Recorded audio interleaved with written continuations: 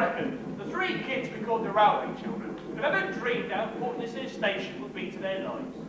You see, when their story begins, they were living in London. Dead posh they were and all, and loaded with money. There was their man, their dad, Phyllis, who they called Phil, Peter, and of course Roberta, who they called Bobby. Their story begins late one night when there was a knock at the door, and these two big fellas stood there. Well, they wanted to see their dad, and spent about half an hour chatting to him before he went off with them. Well, their man was right upset, I can tell you, though she didn't answer the three kids. And after about a month, when their dad said they'd come home, she told him he'd gone away on business, government business, and would be back for some time. And worst of all, for a while anyway, they wouldn't have much money. So they'd have to sell up and move to a cottage down here. Well, that's what they did. Late one night, after a long journey, they arrived at my station. Well, here we are, my lovelies. Are we getting a cab? Peter, you won't find any cabs in the country. No cabs? I'm afraid we're going to have to walk.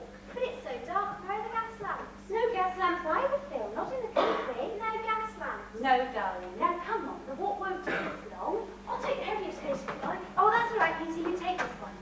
I'm tired, Mommy. Oh, we'll soon be at the cottage, my lovely. And then you can have a nice meal and go straight to bed. Isn't this exciting? It's ever so dark, Mommy, and there's no one about. Well, that's because it's very late. What's that? Owl. Take my hand, Phil. Isn't it quiet? Oh, I'm not frightened of the dark. You can follow me if you like. Peter, do you know where you're going? Yes. Where? Over here, isn't it? No, darling, it's this way. Oh, yes. Well, that's what I thought. Come on. Just a minute, my feelings come undone. Oh, not again. Isn't this a beautiful night? Much nicer than this very old town, isn't it? Wait for me! And it wasn't long before they reached their cottage.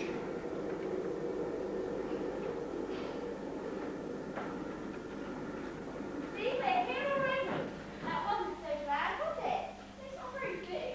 Oh, it's big enough for us. And is it funny that she's been down at the doorstep? Ah, see?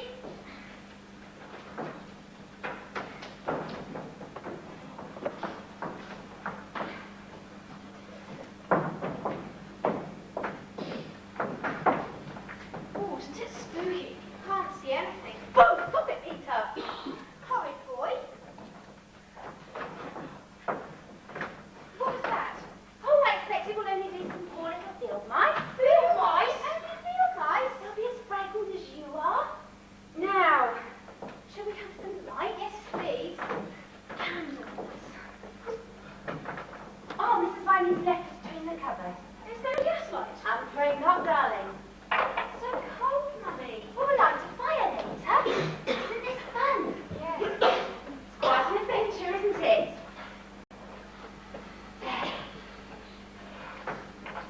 It's so gloomy in here. And there aren't any curtains or carpets. Well, we can sort that out tomorrow, can't we? I think it's a lovely little cottage, Mummy. I think so too.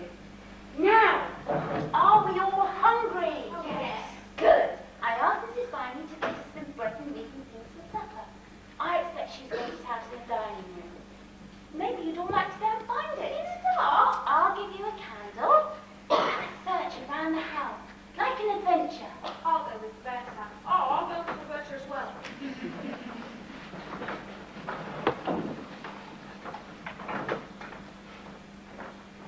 They won't really feel like it, will they? No. You rats eat hard. Have you found it, children? It's not in here. Oh, dear. What a terrible thing to do. She's just walked off with the money and not got us anything to eat at all. Then shall we have any supper? Oh, yes. Only it will mean unpacking one of those chests that we sent on. Where? There. Shall I help you, Peter? I can't quite manage by myself. I'm sure you can, but I'll help you all the same. It's locked. Yes, it's been nailed down. Where's the hammer? I'm afraid it's inside the box. Oh, what are we going to do then? Peter, there's a poker around there by the cupboard. Go and get that. I'm sure we'll be able to manage. Thank you. Do be careful, Mummy. Let me do it. I can manage. Mind you don't hurt your hands. I wish Father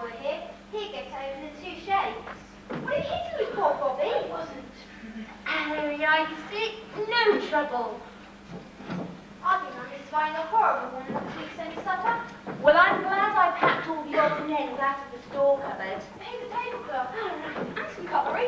I'll set the table. I'll help you.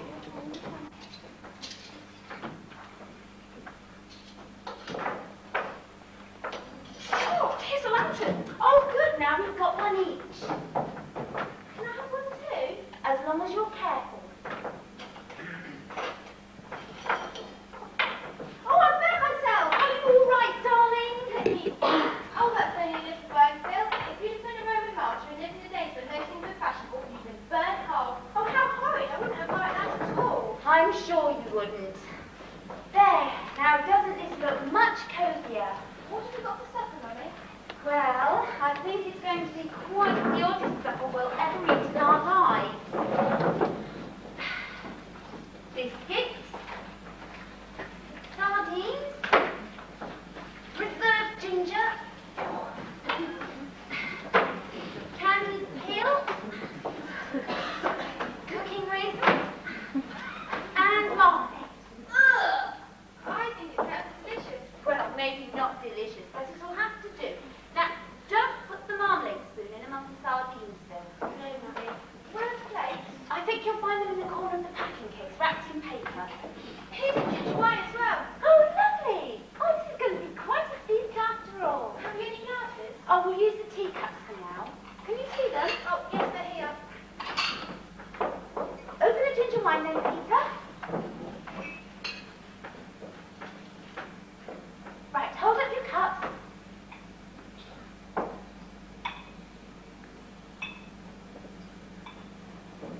Now let's toast to our new home, to our Three Chimneys cottage. To our Three Chimneys cottage. I do wish Daddy were here. What's that? Only a train. Look, It looks like a toy engine here, Peter. Oh, yes. It's so small and dark, almost like a ghost train. Tomorrow we must go down to the railway and have a store. We must. I wonder who's on it. A lot of people like today. Maybe Father. Don't be silly, Phyllis. I'm not being silly. Mother, could it be Father? Come and finish your supper, darlings. You must be very hungry. Don't do that. You see, it is an exciting place to be, isn't it, children? I'm not hungry anymore. Oh, you must eat something, Phil. At least have a biscuit here. No, Oh, Phil! don't you consequence. Peter. Not my fault. It's so dark in here. Look, Phil. There's a tea towel on the chest over there. Go and get it and we'll mop it all up. There's no harm done. Not my fault there isn't any gas light. Phyllis. Where's hidden? Oh, Mummy! What's the matter, darling? This tray's full of food. Lots of lovely, lovely food. Oh, yes! Oh, bring it over here, darling. Well, I never. Oh, now doesn't this look delicious? And all those awful thoughts I had about Mrs. Viney. Oh, look, children, she's done us proud. And so began their lives at the Three Chimneys cottage. The following morning, bright as 3 new pennies, they came down to the station.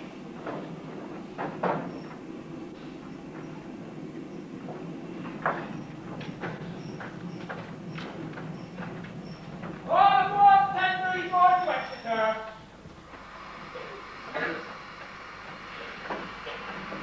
Morning, Mr. Perks. Morning, Mr. J. Fine morning. Beautiful morning, sir. Morning, Mr. Perks. Morning, Mrs. Walker. Been doing your shopping? Oh, busy day today. Oh, busy day today. How's the family, Mr. Perks? Oh, very well indeed. In fact, the kids are playing round here somewhere. You know, the missus went to town and left me with the little devils. You know, I've never known kids get so much mischief. They're all right, Mr. Perks. Oh, all right. Yeah, Yeah, well, anytime you want to take up the piano, you're more than welcome. I remember that. Okay. Oh, John! hello, Dad. No harm, darling. Say hello, Dad, me. I told you this morning before we come out. No bother. Oh, Dad. Don't know Dad, me neither. Yes, Dad. Who that? Oh, hello there. If you've come for the Exeter train, I'm afraid you've just missed it. Oh, we haven't come for any train. What have we come for then? We've come to look at the station. That's all. I haven't seen you three round here before, have I? No, we only arrived last night. We stayed at the Three Chimneys cottage. Ah, so you're the ones. Mrs. Viney's been telling me all about you. Where are you from, then? We're from London. Ah, so that's why you don't talk proper. Take no notice of him, he's only pulling you. Anyway, we do talk properly.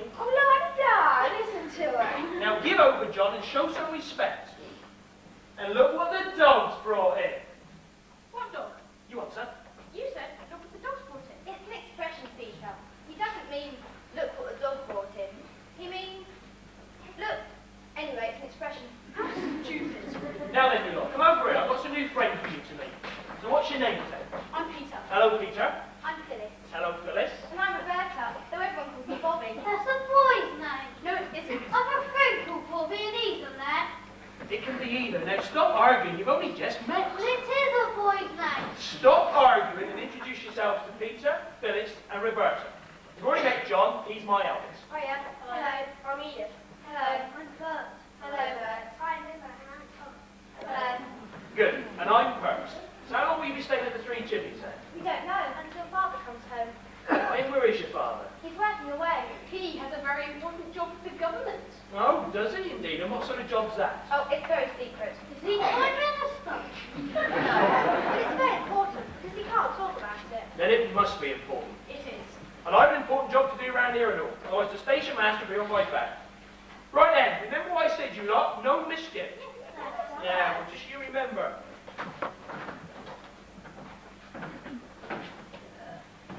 Hey, look up there! Oh, hey, stop that! Well, it isn't at all funny. No, it's horrid. Right, Roberta, I'm not hurt. You could have injured his back. Give over, will you? You're worse than that. You should have more sense at your age. Give over. Hey, don't cheat on fun. No, we don't. You do. We all talk like this round here. You're the one who talks funny. There's only Miss Johnson who talks like you round here. What? Who's Miss Johnson? She's our teacher. Do you all have the same teacher? Yeah. Do you only have one teacher? Of course we do. Are you all in the same class then? Yeah. Oh, that must be jolly good fun. Reading, writing, arithmetic. So she can't read you? Yes, I can. I read better than you. No, you can't. Yes, I can. In your head. I can, so there. Can you read? Yes. Big words. Oh, quite big words, yes. I'm going to read your words. Like cat and man, sat. Oh, shut up, you. You don't know what you're talking about. That's not very ladylike, is it? You're what? Talking to someone like that. Oh, no. What should I say? You should say, excuse me, but I don't think you're quite right in what you're saying. Oh, yeah. Excuse me, but I don't think you're quite right in what you say. So your big fat mouth shut. How old are you? 14. What about you? 15. Are you? Do you go to school as well? Oh, I leave next month. Really? What are you going to do? Oh, work on the railways with your dad. Spiffing? Spiffing? What's spiffing? Stupid. Don't be rude, Peter. Yeah, or I'll give you a spiffing pint. You're going to be an engine driver. You really? You don't know what he's going to be yet. Yes, I do. I'd like to be an engine driver when I grow up. Oh, yeah? And how old are you? 12. I'm 9 in 2 months. Are you rich? I beg your pardon? Well, you talk all posh and that. You must be rich. We used to be rich, but Mummy says we're poor now. Mum? She said we have to watch all our pennies. You don't look poor. Why are you poor? You see, while Father's working away, he can't afford to send us any money. Why not? He just can't. Where is he? I told you he's working away. Where though? A long way away. Well, how long is he going to be away? Mummy doesn't know.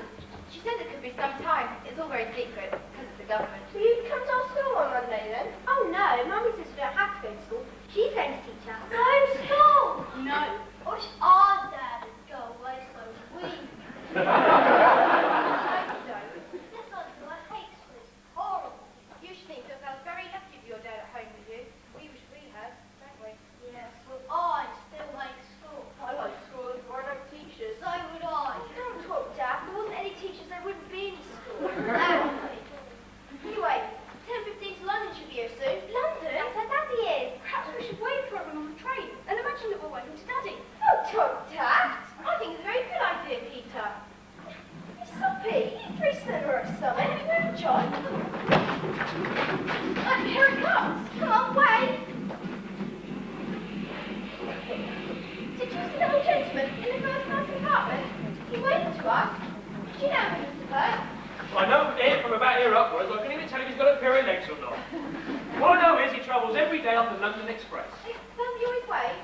You know, I've never seen him wave in my life before. Oh, perhaps he likes us. Perhaps he does. Now then, you lot. Well, you're back in the house in 10 minutes. Oh, Dad! Don't old Dad me. Your man will be back from town in quarter of an hour. We'd better go home as well. Right, I take it I'll be seeing a fair bit of you three then, will I? Well, that's if you don't mind our coming to visit the station. Not at all. You're welcome any time. Oh, Wizzo. Wizzo. Will we see you then? Yeah, very nice meeting you, John. Yeah, sure then. Sure. Yeah, sure. Oh, sure.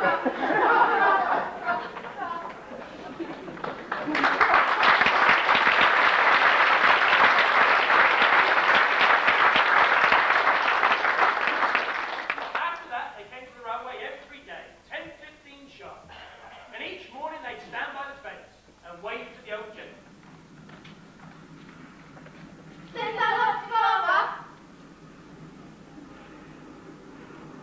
each day the old gentleman would wave back regular as clockwork. Then Mam used to write, you know, short stories, and she tried and sell them to you. Now, I'm pretty good at telling stories, but I'm no good at writing them.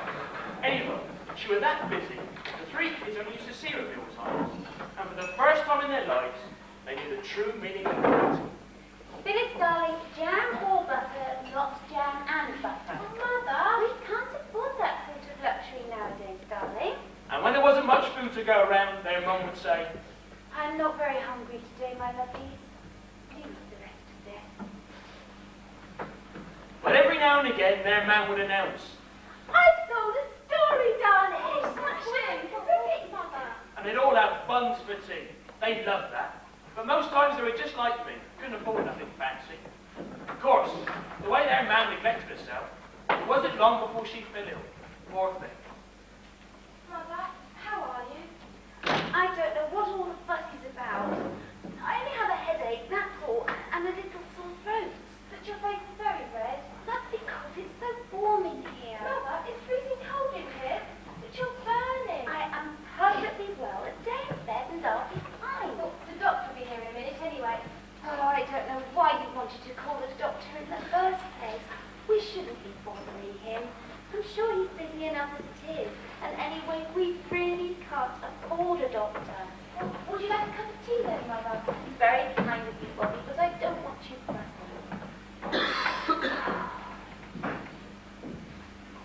I'm perfectly all right.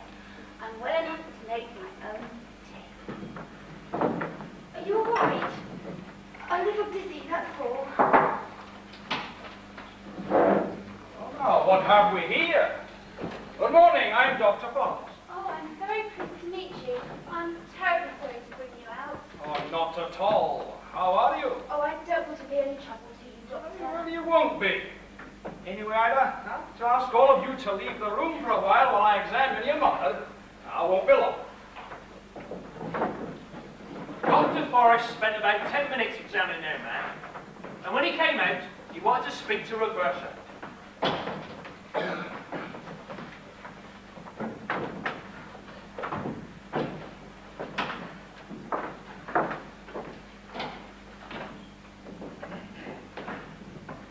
How is she? Oh, she's gonna be fine. She isn't very ill, is she? Not at all, but she has influenza. Is that serious? Well, not if we all look after them. Now, what's your name, young lady? Roberta. Well, Roberta, I expect you'll want to be head nurse. Oh, yes. Then I'll send down some medicine. Now, you must keep a fire going in her room and have some strong beef tea made ready to give her as soon as the fever goes down. And she can have some grapes for now, and beef essence, and soda water and milk. And you'd better get a bottle of brandy. The best brandy, mind. Cheap brandy is worse than poison. There are one or two other things. I've written them down for you. Thank you. Only... Only what? Come on, out with it. It's rather hard to see two out with it.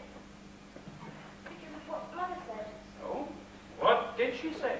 She said I wasn't to go around telling everyone that we're poor. But you're not everyone, are you? Not at all. So? But I know Doctor's very extravagant. I mean expensive. And Mrs. Ryan told me a doctor only costs that time a week because she belongs to a club. And she told me what a good doctor, and I asked her how she could afford him. She told me about the club. Oh, Doctor, I don't want Mum to be worried. Can we join the club too? The same as Mrs. Viney. You're not cross with me, are you? Ross, how could I be? You're a very sensible lady. And you're not to worry. I'll make sure everything's fine with your mother. Even if I have to start a special brand new club. Oh, thank you very much. So you can stop worrying. All right, now take that list to your mother. And I'll come and visit her again.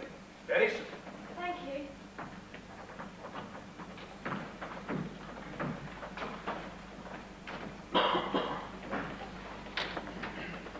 Oh, Mother, the doctor's given me this list.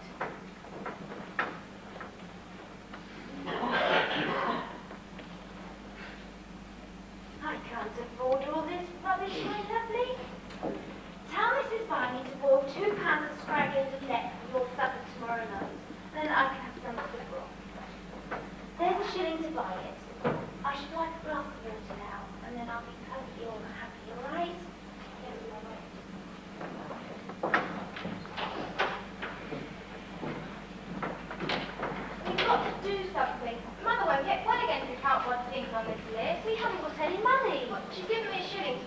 going to make for our tea tomorrow, but she's just going to have the broth. Oh, we can do without the beastly mutton. Bring the butter was polite. People have lived on their on desert islands many a time. But even if we don't have anything to eat at all, we still have enough money to buy all these things. So we must think of some other way. So that's what they did. They thought harder than they ever thought before. And after a very long time, they came up with an idea. Now, take that down to the fence, hold it up as high as you can so the old gentleman can see, and I'll wait at the station. Do you understand that? Yes. Peter? Of course I understand. But hurry though, we haven't much time. And at 10:15, Peter and Phyllis held high their white sheet with a message on, just as the train passed by.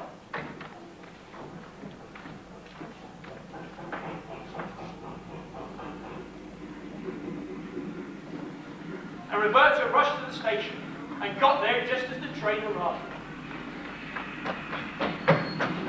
Sir, please help, sir, please, sir, please, sir, we need help. Be careful, Phil, that's dangerous. I don't know what you were doing, young lady, but you could have got yourself killed. What does you remember in future? I know. You're not up to no mischief, are you? No, not. Oh, well, that's all right then. What are you doing anyway? What are you giving that gentleman? Just a note. What for? To help Mother. How is she now? She's still not well. The doctor's given us a list of things Mother needs, but we just can't afford to buy them. What's that to do with the old gentleman? We were asking him for help. You mean scrounging? Sorry? That's scrounging. I don't understand. It's like begging. It never is. I'd scrounge my mum around. Of course you would. And anyway, it isn't scrounging as you call it. Well, I calls it scrounging. You would. We don't even know him. Yes, we do. Never spoken to him. Not exactly, but we waved. What's his name? The old gentleman. Is that his first name or his second? Anyway, I don't care what you think. I'd do anything to make sure Mother gets well again. So there. Oh, we didn't mean it. We didn't. It's just that you're a bit stuck up sometimes, aren't you? Sorry? You're a snob. I'm not. You sure? You think you're too good for us, don't you? I don't. Honestly, I don't.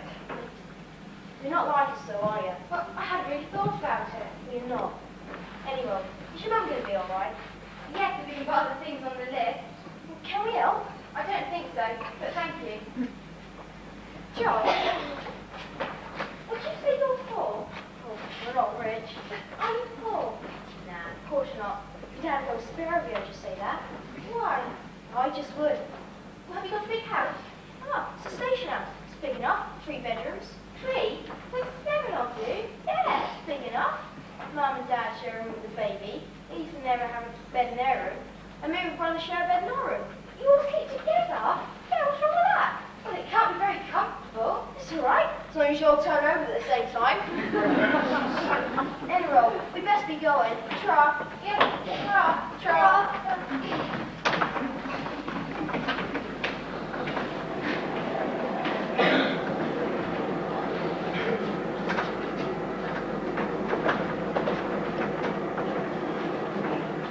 Well, that evening a large hamper was delivered to the station with a note to take it to the children at the Three Chimneys Cottage. So that's what I did.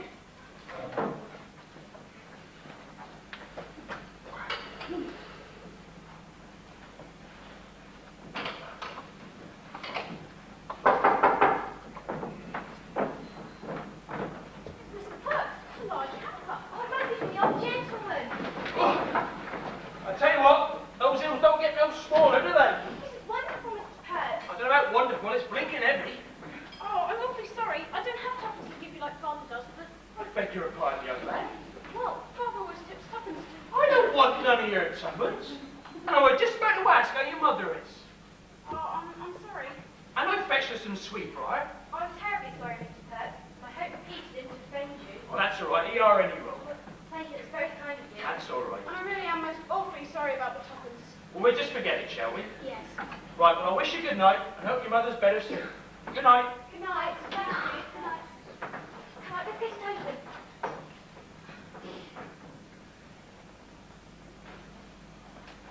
There's more here than we asked for. Peaches. Hot wine. Oh, some of that, eh? You won't. A chicken. Oh, and look at these roses. What a kind gentleman he is. Here's a letter. Oh, read it out, Peter.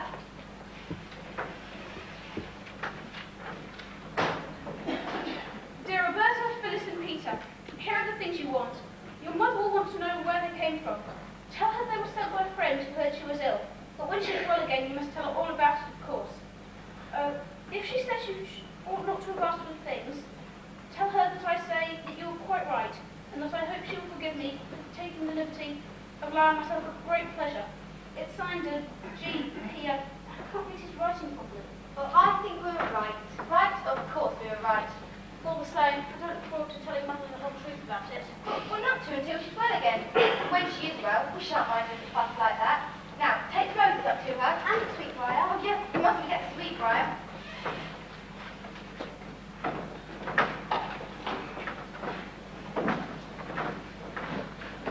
Within 2 weeks, their man was much better, so they got out another banner. And as the 10:15 came through the tunnel, Peter and Phyllis were there to greet him.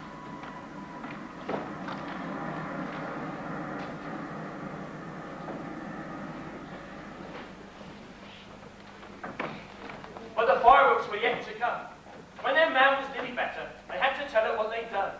Well, there was a right little set to, I can tell you. Children, how could you do such a thing? We're thinking of you, Mummy. A complete stranger. We're worried about you. That is not the point. I feel ashamed. Why? Absolutely ashamed. Who is this old gentleman? He's an old gentleman who travels every day on the 10:15. But who is he? I don't know. You don't know? Mummy. You've never spoken to him? He's going to. Oh, what must he think of me? Letting my children beg for me. It wasn't begging, Mummy. That's exactly what it was. Mummy, please don't get angry. We're sorry. I'm sorry. All right, my lovelies, all right, but calm down. I'm sorry I was so angry because I know you don't understand. We didn't mean to do wrong, Mummy. I know you didn't, but listen to me. It's quite true that we're poor, but we do have enough to live on. It doesn't go telling everyone about our affairs. It's not right. And you must never, never ask strangers to give you things. Now, always remember that, won't you? Yes. I'll write a letter to your old gentleman friend, and I shall tell him that I didn't approve. Oh, of course, I shall thank you for his kindness too. It's you I don't approve of, my darlings, not the old gentleman. And you can give the letter to Mr. Perks to give to him in the morning. Now, we'll say no more about it, all right?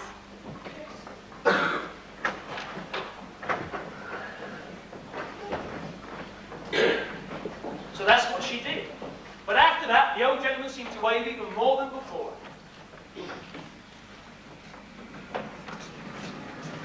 Send her to Father. And he'd smile at them, and they wanted to speak to him, but they never would. Of course, they started hanging around here more and more. Not that I minded, of course, as long as it didn't stop me from working.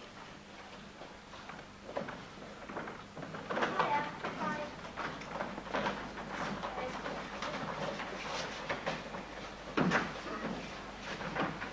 What are those things called that hook the carriages together? Those things, as you call them, are called couplings. Oh, and what are those pipes that hang over the couplings? Well, they help sort the train. See how John here knows almost as much about railways as I do, don't you, lad? And the other way to stop the train is to pull the communication cord.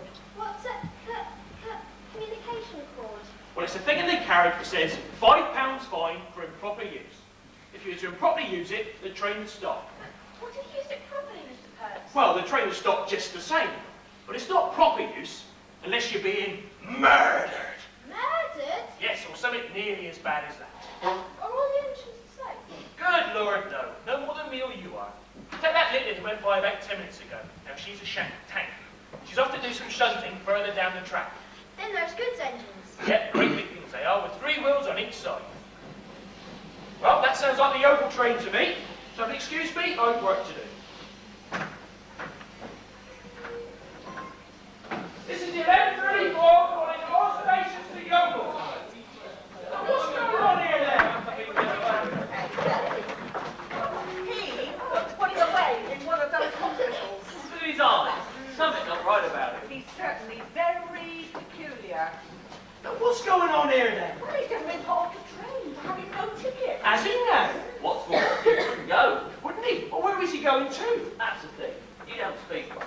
Ask him something. Look, where are you going? Look at him. See what I mean? He's frightened, that's all. Frightened? Ask him another question. Look, where you going to? Ja dommai, ja is goed. See what I mean? Not from round here. Where you from? Ja dommai, ja is goed. Nou ja, plus. Oh, that's a funny old accent, isn't it? Are you from London? They don't even talk that funny in London. Hey, she's French.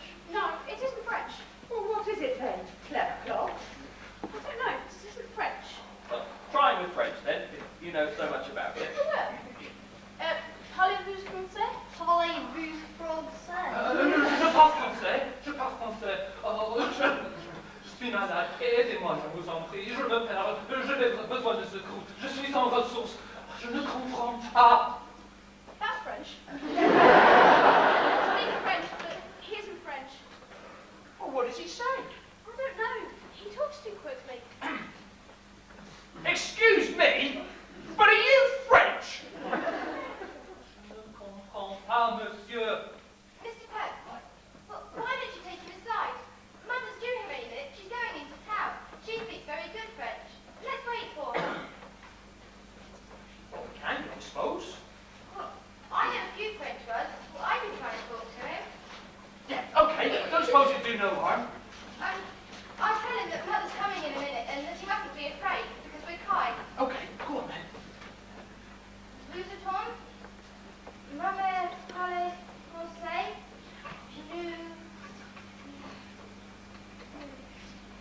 What's the French word for being kind? Bon is good.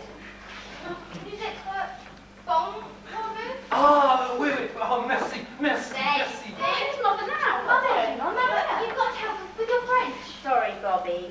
Oh, who's this? That's what we'd all like to know, man. He's foreign, Mother. But he can speak French. So he isn't French, and we can't understand. And what's more, he hasn't got a ticket. We think he's up to no good. Well, let me see what I can do. Où habitez-vous? À quel pays? Ah, la Russe. Oh, qu'est-ce que vous faites ici? Ah, j'ai abordé ce train en erreur et je laisse tomber mon billet. Madame, je suis malade. Well, man, He's Russian. Russian? Russian? Well, he got on the wrong train, then, didn't he? He should have changed his base to Stoke for Russia. He says he's lost his ticket. He also says that he's very ill, but I haven't been able to find out what's wrong with him. It's the plague. I can assure you it's nothing of the kind. Mr. Perks, if you don't mind, I'd like to take him back with me. He's really quite worn out, and I'll send one of the children to Dr. Forrest. Is that all right? Fine by me, man. I wouldn't know what to do with him anyway. I'll let you know tomorrow how things are. Fine by me. Bobby, go down and get Dr. Forrest. Right then, you lot. Circus is over for today. Dad! Go on, that includes you lot. Come on.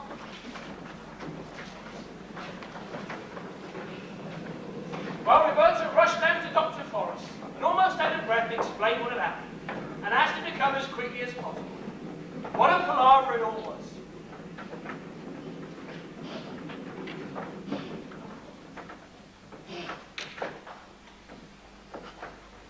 Man's worn out, mind and body. Such a dreadful shame. What about his cough? Well, that can be cured. He needs a long rest, and you better keep a fire going in the room all the time. He seems very poorly clothed. Now, have you anything here he could wear? I should be able to dig something up. Oh, good. Thank you for coming in such a hurry. He always seems to be calling on me. Oh, not at all. Bye-bye.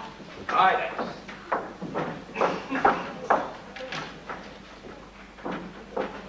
Daddy's clothes, Mummy! Daddy's clothes doing it. Mother, Daddy isn't dead, is he? Daddy, no, of course he isn't. What makes you think that? Oh, Bobby. When you go away for a short time, you take all of your clothes with you? Well, no. No buts. Daddy was quite well when I heard from him last, and I promised he'll come back again soon. But when, Mother? Soon, darling. Now stop worrying. Êtes-vous à l'aise? Oui, merci. Avez-vous besoin de quelque chose? Ah bien, merci beaucoup, je suis bon. Roberta was a right little worrier. Anyway, after that, they all had something to eat, and their man told them all about the Russian. Make a nice long story of it, Mother. Oh, I can't make a long story of it tonight. Mummy,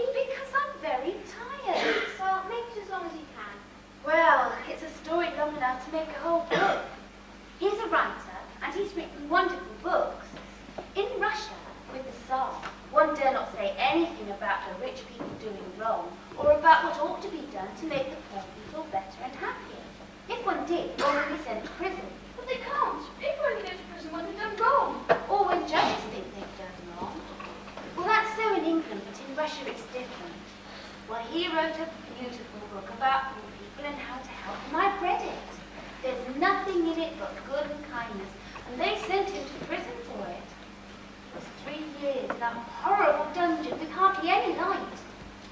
All alone. In prison. 3 years. It's not nowadays. It sounds like something out of the history books. The Inquisition or something. Well, it's true. It's all horribly true. He was telling me how he believed that one day all the poor people would rise up against the rich people and they would fight and fight until all men and women and children were equal. That's wonderful, Mother. He says that many people are talking in this way and one day it will happen. Mummy, Yes, darling. rich. Well, not rich, but very comfortable. We weren't horrible like those rich people in Russia, were we? Oh, I hope not, darling. Mother, if I were rich again, I would share out all my money with the people that were poorer than me, like Mr. and Mrs. Betts and all their children. That's very noble of you, Bobby. How did you escape? Well, when the war came, some of the Russian prisoners were allowed to volunteer as soldiers. So he volunteered, but he deserted at the first chance he That's very got. cowardly, isn't it? To desert, especially when it's war. Well, do you think he owed anything to a country that had done that to him? No, he owed more to his wife and to his children. He didn't know what had become of them. He must have been so miserable. Yes, he was. For he knew they may have been sent to prison too. Well, they do those things in Russia. But while he was in the mines, some friends managed to get a message to him that his wife and children had escaped and come to England. So he came here to look for them. Has he got their address? No, just England. He was going to London, but he lost his ticket and his wallet and got on the wrong train. I do hope he finds him again. His wife and children are not particularly worse. I hope so. Oh, I hope and pray he'll find his wife and children again. Oh, Mother, how very sorry you seem to be for him. Yes. The Russian bloke was better the next day, and the day after that better still. And on the third day he was well enough to go in the garden. Well, the children looked at him as though he'd fallen out of the sky, and they all wanted to be friendly to him. And then Phyllis had a good idea.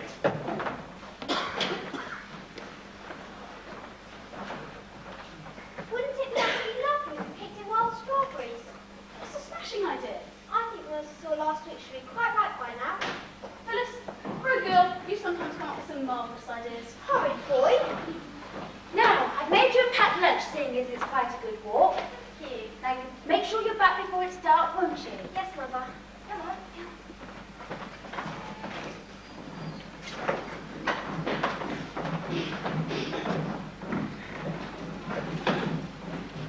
We must be there soon. You can't have missed them. I remember this part, I'm sure. I'm getting tired. Oh, dear, my bootlaces have come undone again. Well, I think a bit further on. Yes, they must be mounted somewhere. Well, it's getting dark and... Shh! What was that? Nothing. I'm sure I heard a voice. Out here. The strawberries are here. Oh, and they're ripe. Look at them. Phyllis, these are supposed to be for our Russian gentleman. Well, he won't mind our having some if he's such a gentleman. Oh, they are scrumptious. Scrumptious. I told you I heard a voice. What is it, Bobby? What is it? I'm frightened. All right, John, you can come out now. What is happening? You really frightened me. They didn't frighten me. Barney! How long have you been following us? Since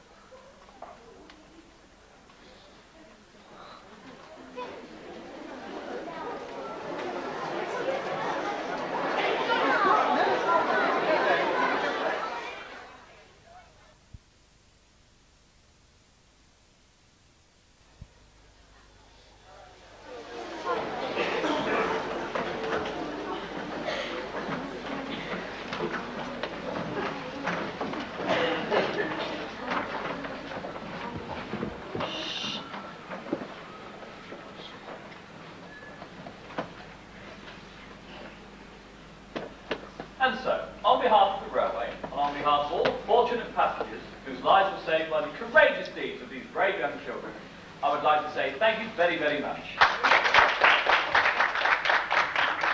as a small token of our esteem, I would like to make a small presentation. I have already spoken to Roberta, and she has told me that in all there were 8 children involved in saving the train. So if herself, her brother and sister, Peter and Phyllis, would like to step forward, I will make the first presentation.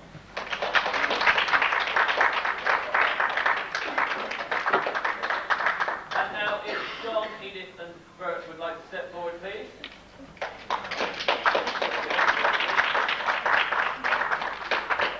And finally, Emma and Tom. And thank you all very much for coming. It's splendid. Terrific.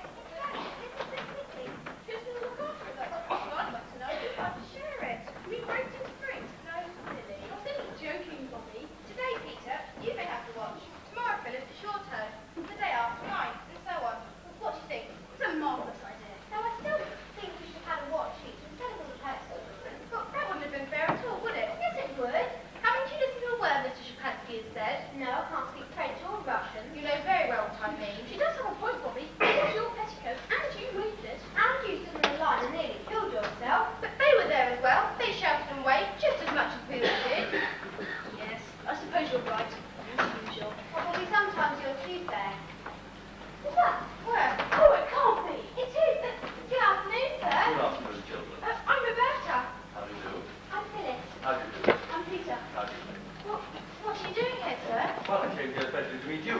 I heard of the presentation, so I thought I'd come in person to thank you. But why? For helping to save my life. Save your life. Yes. Well, how? I was one of the passengers on the 640 train. Oh, you were. I was. We didn't know. And if I was sitting right at the front. If I hadn't been killed, I would certainly have been very badly injured. Oh, that's terrible. Oh, not so terrible. After all, it all turned out to be quite an adventure. But you could have been killed. Yes, and so did a great many others. Thanks to you and your friends, we weren't. So, thank you very much indeed. Not at all. A pleasure. Absolutely. And is there any other way I can help you or your mother? Then I'll certainly do my best. Really? Why, is there something I can do? Well, you see, yes. There may be something you may be able to help us with. If I can. You see, we have a Russian gentleman called Shapansky staying with us at present. He's escaped from Russia. He was locked up in Siberia just for writing a book all about poor people. And he's come to England to find his wife and children. So they're over here somewhere, but he doesn't know where. And he's ever so sad and lonely for them because he can't find them. And we'd do anything if you just try to help us find them for us, wouldn't we? Even our gold watch. We would, Peter. What did you say his name was? Frying Pan Skin? No, Shapansky. S-Z-E-Z-E-P-A-N-S-K-Y,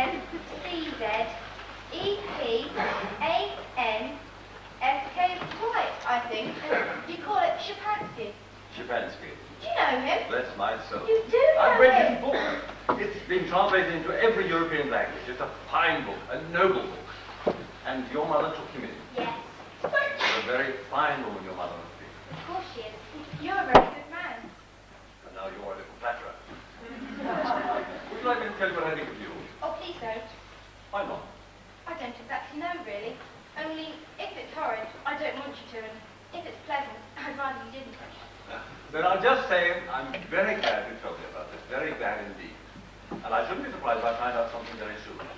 I know a great many Russians in London, and every Russian knows his name. Well, you see, I've plenty of time before my train goes, so tell me all about yourself. How long have you been down here?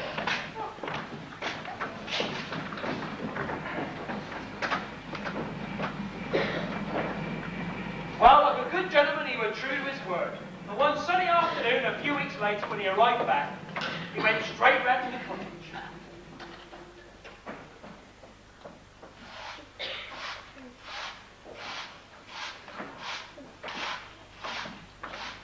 Good afternoon. Oh, good afternoon. You must be the mother of Roberta, Phyllis, and Peter. Yes, and you. I'm the gentleman your lovely children wave to every morning. Oh, really? Oh, how very pleased I am to meet you. Oh, this is really lovely. They will be pleased. I've heard of such a lot about you. And I of you. This is such a pleasant surprise. The children are going to be ever so pleased. Well, actually, I'm here for a very special reason. Oh? Didn't the children tell you? Mr. Shapansky? Yes. They're living in London. Oh, how wonderful! We must tell Mr. Shapansky at once, and the children, of course.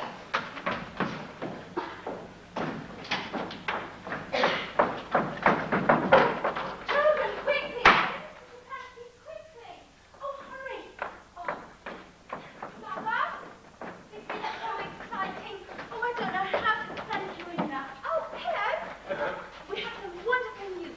Go and get Mr. Shapansky. He's reading in his bedroom. You found his lovely children? Oh, how sweetheart. Are we quite well? Yes, quite well. That's wonderful. I've told them where your Russian friend is staying, and they're so excited they can hardly wait to meet you. I can just imagine. We must pack Mr. Shapansky's few items right away. Phyllis, will you go and pack Mr. Shapansky's items? Yes, ma'am. Oh, what time's the next train? In 15 minutes. I'll tell them off to London to make certain that his family meets at the station. Oh, Mr. Shapansky! Oh, such a meal! Oh, yes, il sont sains et saufs. Oh, grâce à Dieu. Où sont-ils? À Londres. À Londres. Oh, merci, merci, madame. Mother, tell me about his train, Oh, Mr. Mother. Shapansky, our train party will continue. Oui, merci, Mr. merci, Shapansky, you merci. must go. Go your train. Yes, train. 15 minutes. Ici? Are you ready? Let's go pray. Ah, oui, yes. This, yours. You keep them. Pour vous. Oh, merci, thank you. Come along, Mr. Spassky. Vite, Mr. Spassky. The train. Wait. We hope to see you again Ah oui, soon. yes, au revoir, au revoir. Goodbye. Bye. Oh, it's quite exciting going to meet his wife and children after all this time. Yes, it is. It's very exciting. The baby must have grown such lots since you last saw her. Yes. I wonder whether father will think I've grown. I have grown, haven't I, Mother? Yes, you have. And so have I, haven't I? Yes, Peter. I do hope Father will still recognise us when he comes home. He will, won't he? I'm sure he will. Come on, let's race down to the fence and wave to trains and pass us. I'll beat you both. No, you won't.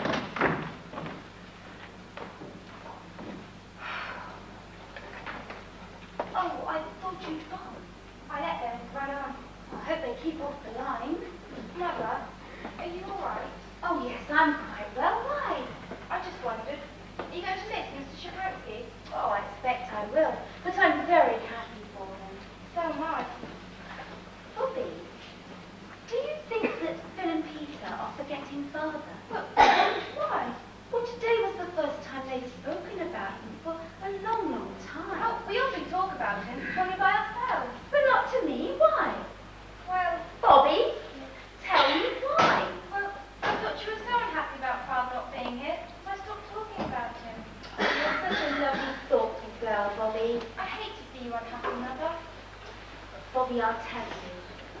Besides parting with Father, he and I have had a great sorrow. Oh, terrible. Worse than anything you can think of. And at first it did hurt to hear you all talking of him as if everything were just the same. But it would be even more terrible if you were to forget him. That would be worse than We would anything. never forget him, Mother. You must keep thinking of him. I will. Only Yes? the trouble that you and he have had, it won't always last, will it? No, my dear, it won't. And Father will return home, won't he, Mother? Yes, darling, he will. Well, I wish I could comfort you more. Oh, darling, you do. Well, don't you think I haven't realised how good you've all been, not quarrelling nearly as much as you used to, and all the little kind things you do for me, like cleaning and helping in the kitchen and the garden? That's nothing, Mother. Oh, it is to me. It's a great deal to me, I darling. do love you, Mother. And I love you very much. Now, you won't say anything to the others, will you? No. Good, and thank you for helping me. So now she knew. Their man was hiding some terrible secret from them. She didn't dare ask. She wanted to, but she didn't. And things might have stayed like that, except for one tiny twist of fate. It all started down at the station.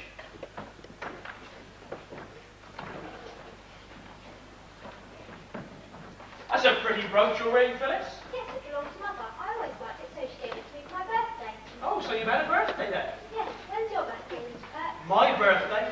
I gave up birthdays before you were born. You must have been born sometime, even if it was 20 years ago, or 30, or even 50. Well, not quite as long as 50, miss, if you don't mind. Tell you the truth, I'll be 35 on the 15th of this month. Then why don't you keep it? Because I've other things than keep them birthdays, that's why. Really, do you mean secrets?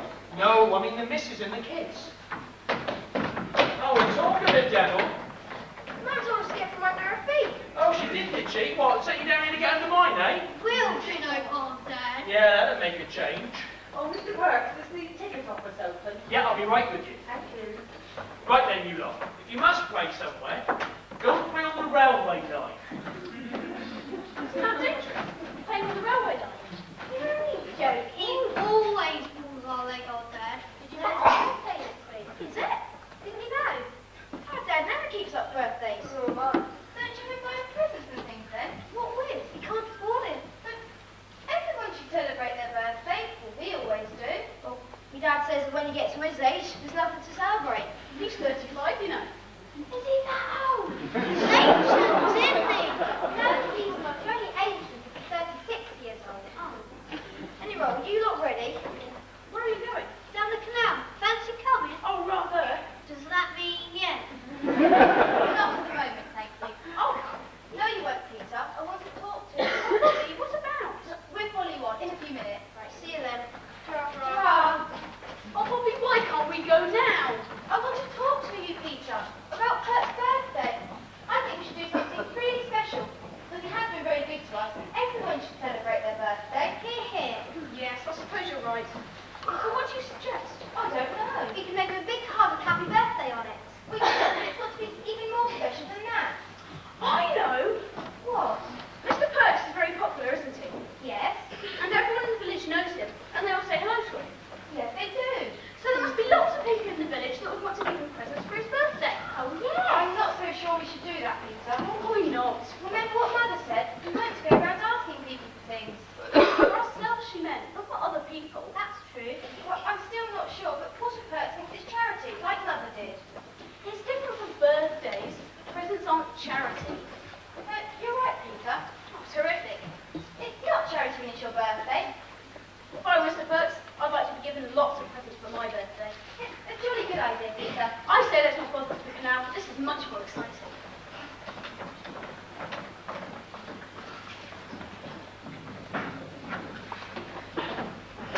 Of course, I knew doubts about any of this. Blinking good job and all. The little beggar's been through the whole village, top to bottom. There was no one they ain't called on, or no one ain't coughed up stomach. There's a tobacco pipe from the sweet shop, half a pound of tea from the grocer's, a faded woolen scarf from the draper's, one that had been left in the window far too long. From the doctor's they got a stuffed squirrel. Though what they thought I was going to do with that was anybody's business. From the man they got a bundle of old clothes, and she even baked some cakes with the initials iced on the top. Anyway, on the day of my birthday, they gathered the whole lot together and brought it down to the station in a pram Mrs. Ransom had given them.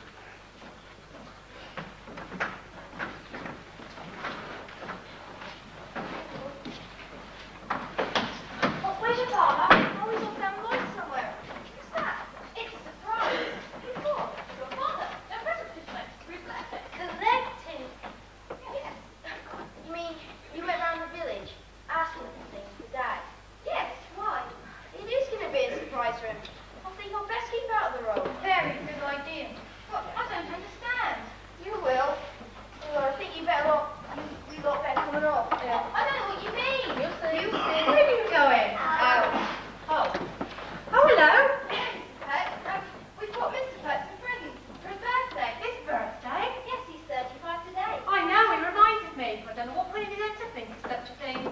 Keep the children's birthdays, of course, for me and him. Well, and you say you bought presents? Yes, they're here.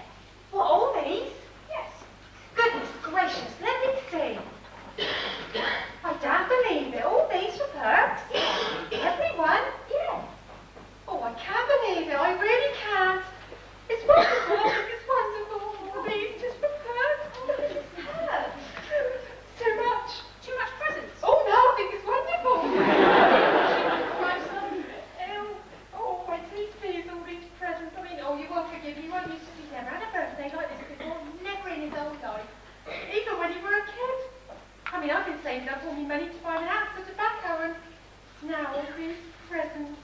What can I say? I don't know. I really just don't know. Don't say anything, Mrs. Perks. We're glad you're pleased, and we hope Mr. Perks will be just as pleased. Please, wait till you see his face. What are you lot doing round here? Nothing, Dad. Well, that'll make a change. Happy birthday, Dad. Oh, Tab. Tab, very much indeed. He's here now. I think we should surprise him. Surprise him and hide. All right. Where should we hide, Mrs. Pert? In his office. Right. You tell them about the presents, but give them the tobacco first. Thanks. We'll all come in and shout many happy returns. Right. Now then, lads. Happy birthday, Albert. Well, what a birthday this is. First I remember, and now you. What's this pram doing here then? It's a present, Albert. Present? What's all this lot in here then? No presents and all, isn't it wonderful? Presents? Who from? All the world and his wife? You didn't buy all these, did you? Oh, I can't afford all these. This is my present, Albert. Oh, Tab. So who's all this lot from then? The children. The children? What are children? They can't afford all these. No. Those children from the Three Chimneys College. What? Yes, isn't it wonderful? All this lot? Wonderful. All this lot from them children? Yes. I can't take that. Why not, Albert? Why not? You ask me why not? Who do they think they are with their airs and graces, handing out charity? Albert. Handing out charity like they were lords and ladies. No, they're not charity, they're presents. Presents, oh yeah, one present. But all this lot amounts to no more than charity. Oh, Albert. Well, I'm not having it. I won't have it. Albert. Oh, are they indeed? Well, I'll give them something to listen to. Right then, you lot. You better come out here and tell me what you've been up to, eh? Oh, Mr. Pert, I thought you'd be pleased. Pleased? Tell me, have I ever wanted for anything, eh? You've not, Mr. Pert. But they're presents, and people give presents on birthdays. Well, what's wrong with that? Nothing's wrong with that. One present. But heaps and heaps like this. Not all from us. Oh, no. They're from people in the village. Only you've got to put labels on. People from the village? Yes. Well, they've never given me presents before. So I put it up to them then, eh? Why, we did, of course. Oh, well, that's marvellous. That's blinking marvellous. So they've been round to all the neighbours telling them we can't make both ends meet. Well, sure they didn't mean it, Albert. Yeah, but whether they meant it or not, they did it, didn't they? We didn't. We didn't mean it. Well, you've done it now. Oh, now look what you've done. Well, it serves them Well, right. you're satisfied. Look, you've got it all wrong, Mr. Pert. Oh, have I indeed? People gave you these presents not from charity, but because they liked you. Yeah, I bet. You won't even listen. To what? Oh, you're a stubborn old fool sometimes, Albert Pert. Listen for once in your life. Well, anyone who gave you a present passed on a message to you. Oh, go on, love, he's listening. These are clothes from Mother for your youngest. She said, I'll find some of Phyllis's things that she's grown out of. If you're quite sure Mr. Pert is offended and think it's meant for charity, I'd like to do some little thing. I can't do much. We'll do it for ourselves. You see, Albert? Your mam's a born lady, I'll give you that. We'll keep the clothes. Then the gooseberries and the pram. Mrs. Ransom said, I dare say the Perts of the children would like these gooseberries. And she told me to tell you, the pram was her little Emma's, who died after 6 months. Oh, I can't give the pram back, Albert. Am I asking you to? Well, then the shovel. Mr. James made it for you himself. He said, it's a pleasure to make such a little thing for a man what is much respected. I suppose James is a good enough fella. Then the honey and the boot laces. Mr. James said he respected the man who paid his way, and the butcher said the same. The old turnpike woman said many was the time he'd lent her a hand in the garden when you were a lad, and things like that came home to roost, and I don't know what she meant though. Anyone who gave you anything said it was a jolly good idea of ours, and no one said anything about like charity or anything like that. And I was never so unhappy in all my life, so goodbye. I hope you'll forgive us someday.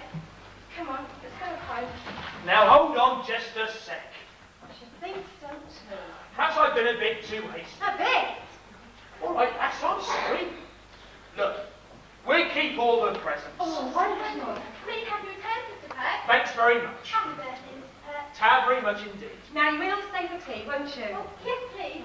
Right then, we'll get all the other children in and we'll have a great party, Go eh? get them. Well, Albert, wasn't our festival made over nothing? It's not nothing if a man can't respect himself, and no one will respect him neither. That's Happy birthday! Happy birthday! Aren't you going to sing me happy birthday then? Happy birthday to you. Happy birthday to you. Happy birthday, dear Dad. Happy birthday to you.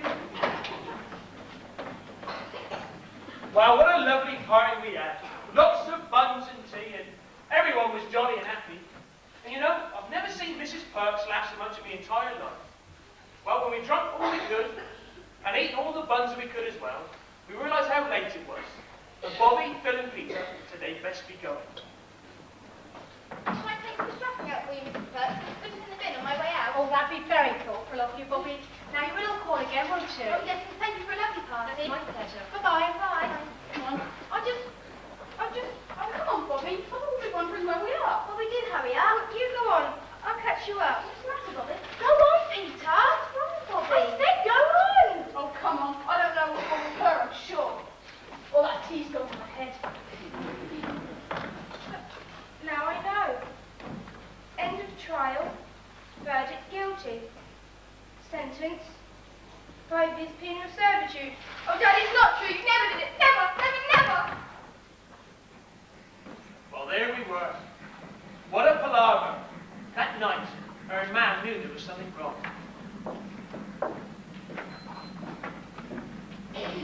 Hello, darling. Are Phil and Peter in bed? I suppose so. Come and sit down, Bobby. You've been quiet all evening. Is there something wrong, darling? Oh, Mummy. What is it? What's the matter?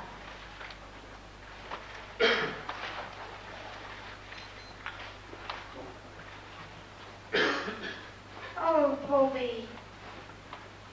Bobby, you don't believe it. You don't believe Daddy did it. Of course I don't, Oh, Mum. thank goodness for that. It isn't true. They have shut him up in prison, but he's done nothing wrong. He's good and noble and honourable, and we have to think of that and be proud of him and wait. But poor Daddy. But why didn't you tell me, Mother? Are you going to tell the others? No. Why not? Exactly. So you understand why I didn't tell you. We two must help each other to be brave. Mother, would it make you more unhappy if you told me all about it? No, it won't. Well, I'd like to hear, Mother. Well, do you remember when we were living in London? 2 men arrived to see Father. Was that when he went away? Yes. Well, they were policemen. We took him down to the police station and charged him with sending state secrets to the Russians. But Russia? As if Daddy would do that sort of thing. Oh, they called him a spy and a traitor. Russia, but after all those things Mr. Shapansky said about Russia, but Daddy wouldn't. Of course he wouldn't. But at his trial, they brought up evidence that papers had been found in Father's death. Papers? What papers? Papers that proved he was guilty. Someone must have put them there. Exactly. Who would do such a thing? I don't know. The man under Daddy took Father's place when the awful thing happened. Now, he was always jealous of your father because Daddy was so clever and everyone thought such a lot of him. Daddy never quite trusted that man. Well, can we explain all that to someone? Well, nobody will listen. Don't you think I've tried? No, all we can do, you and I and Daddy, is just to wait. You must have been so unhappy, Mother. No wonder you look so sad at times. Well, we won't talk all this anymore. Try not to think of it. It's much easier for me if you can just be a little bit happy and enjoy things. Will you try? I'll try, Mother, but it won't be easy. And it wasn't neither. But she did try, and she put on a brave face. And then she thought very hard about who could help her. Of course, there was only one person, the old gentleman. My dear friend, do you see what is in this paper? It's not true. Father never did it. Mother says that someone put the papers in Father's desk. She says the man under him, that got Father's place afterwards, was jealous of Father, and Father suspected him a long time. But no one's listened to a word she says. But you're so kind and clever, and you found out about our Russian's wife directly. Can't you find out who did the treason? Because it wasn't Father, upon my honour. Oh, do please help me. There is just Mother and me who know, and we can't do anything. Peter and Phyllis don't know. I'll pray for you twice every day, as long as I live. If we'll only try, just try to find out. Oh, do help me. I remain your affectionate little friend, Berta. Hiya! What are you doing? Writing a letter. Who to? Dad? No. Our old gentleman. Oh, you're not phoning off him again, are you? Of course I'm not. But he's a very good friend. I often write to him. What about? Anything. Are you going down to the station? I might be. Could you give this to your father? To give to the old gentleman this evening when the train stops? Okay. Thank you. John, would you miss your father if he were to go away? No, I haven't really thought about it, really. I suppose so. You don't know how lucky you are. You're all right, really, aren't you? What do you mean? You're not stuck up, like I thought. I hope not. You do doubt things and that, but you can't help it. What? There they go! There must be nearly 20 of them. Oh, I don't use it. What's going on? Hey, the paper chase. The little rascal. Oh, them. They're dead stuck up, they are. They wouldn't even speak to us. Oh, that's not very nice, is it? No, it isn't. It isn't very nice at all. They're horrible. Oh, look, here comes the hare hounds! Come on! Move it! Behind him. What happens if we catch him? Oh, I don't know. Well, if he's a hare, maybe they'll eat him. Oh, I'd like to eat him. What? Here come the hounds! Come on, hurry Oh, up! That poor boy in the red jersey looks tired already. Yeah, his face is redder than his jersey. You'd best be catching the next train, lad. Don't be cruel, Bert. The hare's coming over the next hill. Look, there he is. Look, he's heading for the railway tunnel. But isn't that rather dangerous? Well, if they keep to the side.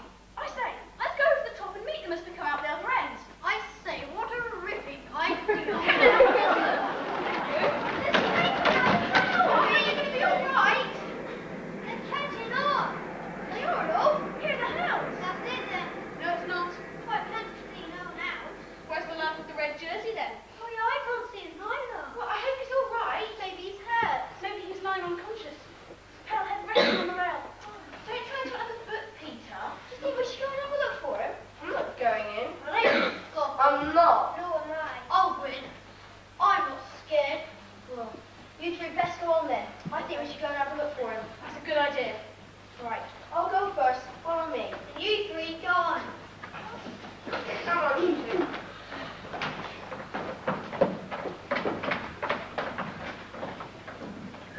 It's white dog, and damp and cold. If you don't train right, just push yourselves against the side. You'll be all right. I want to go back. I don't like it.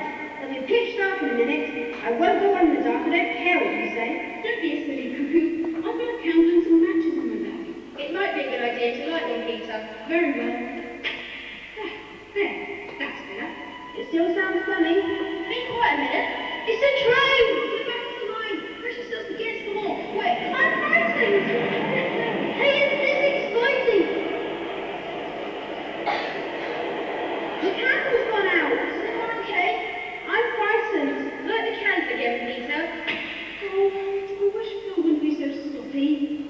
Can we go back now? No, we must find the boy. Hold my hand, Phil. What is the red jersey now that's lying on the line? Oh no! We must go and see. Come on, stay close together. Over here, come on. Look, there. It's him. Is he dead? Is that real blood? Is it him? It's only his jersey. Is he dead? I think he's only fainted. But can we move him? I don't know. He looks quite heavy. Try and wake him. What? How? Please hold on to them drips. That'll wake him. Shut up, Bert. I'm saying. I've some milk in my bag. Where do they with milk, Peter? Well, I know they do it with only cologne to people who fake, but I expect milk's just as good. Same to me. Be quiet, Phil. What? Don't drown him, Peter. My hand slipped. Oh, thank goodness for that. He isn't dead. Where am I? What happened? Who are you? I'm Bobby, and these are friends of mine. You're in the railway tunnel. Oh, I remember. What happened then? I think we tripped over a wire. Can you stand? Try. Oh, I think I broke my leg.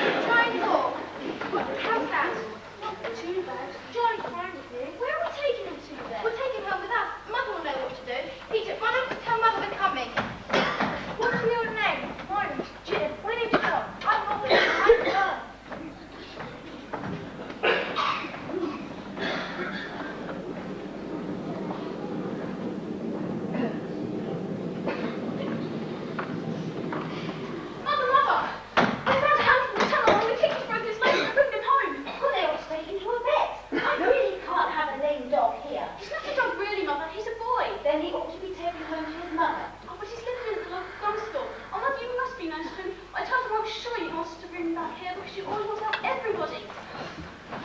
Well, what have we here? Hello, Mother. I'm Jim. Hello, Jim. So you have a broken leg? I think so. Oh, that won't do, will it? Phil, will you run down and fetch Dr. Forrest? Yes, Mother. And we must make Jim as comfortable as possible. Bring him through here.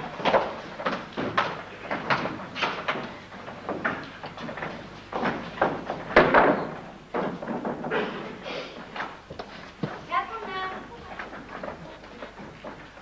Listen gently now. Come on. Do it.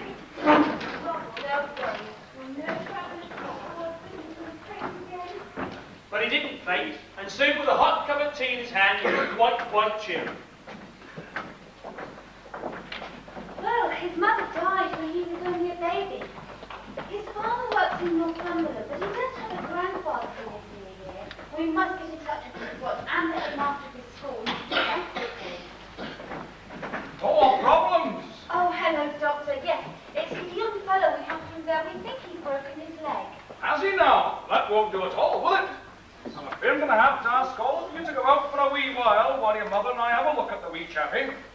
I think you'd better be going home anyway. Your mother and father will wonder where you got to. Bye-bye.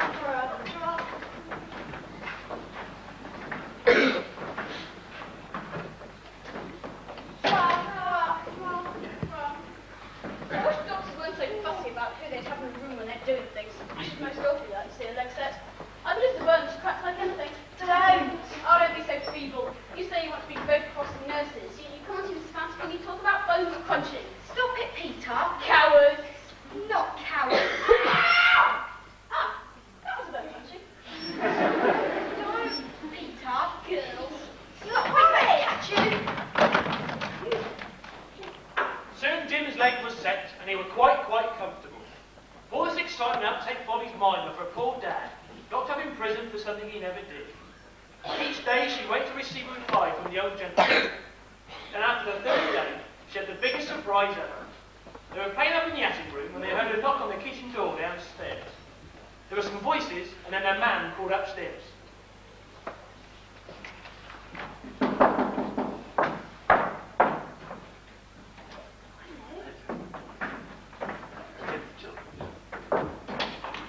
Children, hurry! Jim's grandfather has arrived. Come on, we want to speak to you. Hello. Hello, children. Hello. It's our own old gentleman. Oh, that's all right. I'm so awfully glad it is you. What do you think of all the other old gentlemen there are in the world? You could have almost anyone. I say though, you're not going to take Jim away now, are you? Well, not unpleasant. Oh, good. We're becoming ever such good friends, and it's much more fun talking to a boy. Peter. Your mother's kindly said you can stay here. I had thought of sending you a nurse, but your mother's consented to nurse him herself. What about her writing? There won't be anything for him to eat if Mother doesn't write. That's no problem, Peter. Can we tell them our little raid? Certainly. Your mother has consented to give up writing for a while to become matron of my hospital. Do we have to see the three chimneys and the railway and everything? No, we won't. The hospital is called the Three Chimneys Hospital, and my unlucky Jim is the only patient. Oh. So you see, you'll be staying here for quite some time, unless something wonderful happens. And now I must be going, but I'd like to come again to visit Jim if I may tomorrow. Of course you can. You're welcome anytime. And thank you so much for looking after my grandson. Oh, it's a pleasure. Look after your mother, my dear. She's a woman in a million. Isn't she? God bless you all. Bobby, will you walk with me to the gate? Certainly. Goodbye. Bye-bye. Goodbye. Goodbye.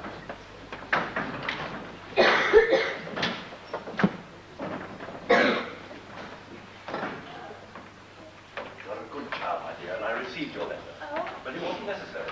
As soon as I read about your father's case in the paper at the time, I had my doubts. And ever since I've known who you were, then I've been trying to find out things. Oh. I haven't done much yet, but I may say great things.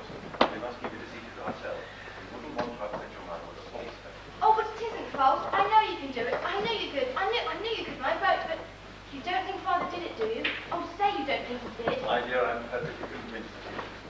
Now, I must hear it. Keep your fingers crossed. Well, I'll keep every one of my fingers crossed. Goodbye. The next few weeks seemed to roll by very quickly. They all became good friends with Jim.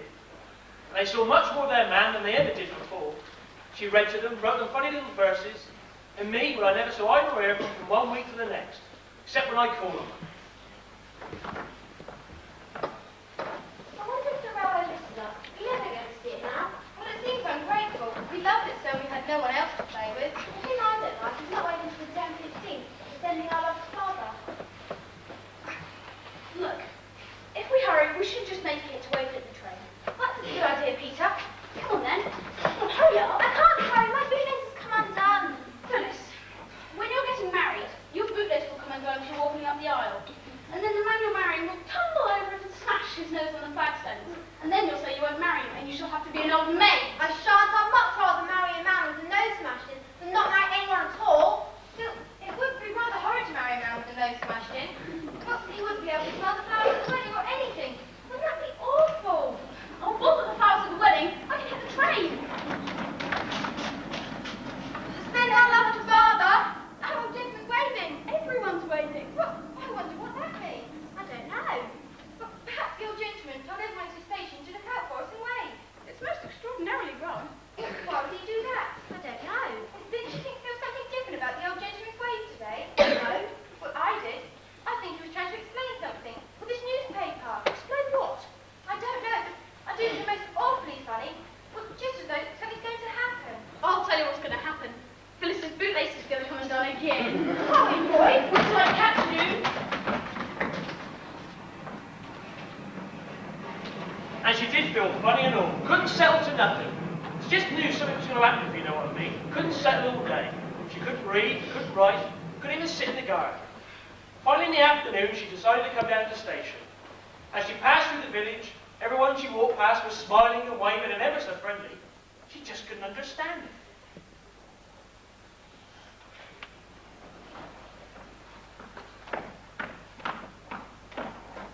God bless you, love.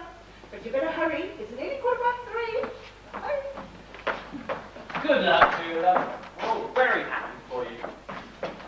Bobby, so you've heard? Heard what, Mr. Oh, Purr? this, of course. I don't understand, Mr. Purr. I don't think I've been more pleased in my entire life. What? Oh, Bobby, we're all so happy for you, aren't we? Yeah. I don't know. There it is, bang on time, the 3:20 train